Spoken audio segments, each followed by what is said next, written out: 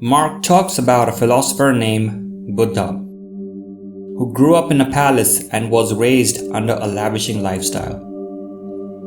But after becoming matured and realizing the adversity and misery outside the palace, he decides to give up that lifestyle and started living like a monk. He lived on the streets like a forgotten person. He begged for scraps of food and lived like an outcast animal. After spending years living like a monk, he built his own philosophy and shared it with the world and tried making the world a better place to live. By this story, Mark points out that the road to greatness and ultimate happiness is through suffering. Though some suffer early in their life and some suffer later, but we do suffer nonetheless. The pain and loss are bound to happen, and our attempts to resist these will go in vain. Many people treat their dissatisfaction as suffering, but they are mistaken terribly. We become dissatisfied with the things we don't have, and we suffer because of the things we have. You become dissatisfied because you don't have money, whereas the rich guy suffers because he has money. But the good side about our pain and misery is that it teaches us where to pay attention, and it's the pain and our fears that makes us follow our survival instincts. It's the part of our species' evolution.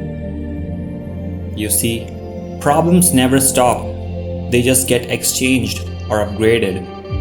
Your solution to one problem is the foundation to your new problem. And if you avoid your problems, then you're making your life miserable. So, hope for better problems and give a fuck about those problems that will leave you as a better person after you resolve it. And this is how true happiness is achieved. True happiness occurs only when you find the problems you enjoy having and enjoy solving. But people deny and blame others for their problems simply because it's easy and fun to play the blame game, whereas resolving problems is hard.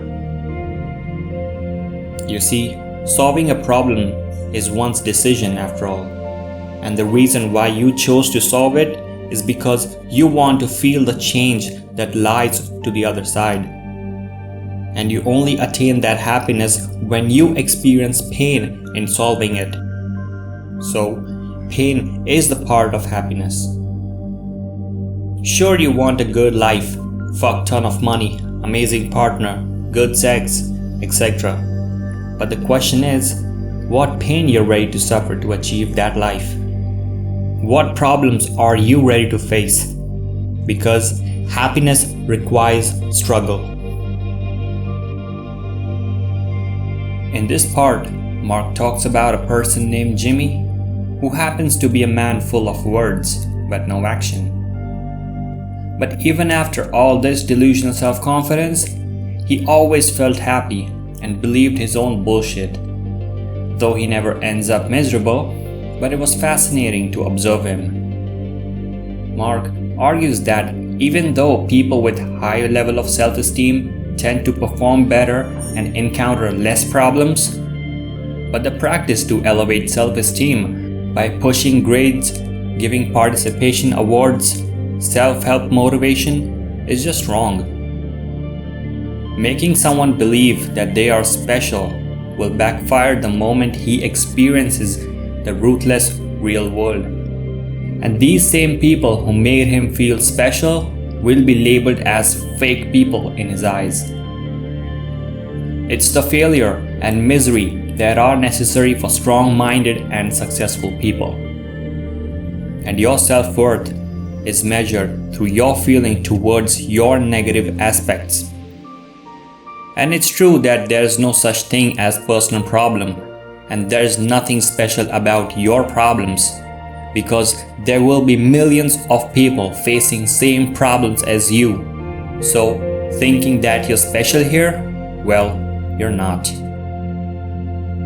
Everyone in the world is average at a lot of things and can only become exceptional at just one thing. And there are only a handful of people who excel in more than one aspect of their lives.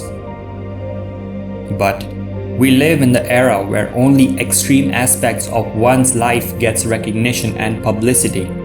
So we think that being exceptional is the new normal. And when we feel we're not so exceptional, we feel worse about ourselves.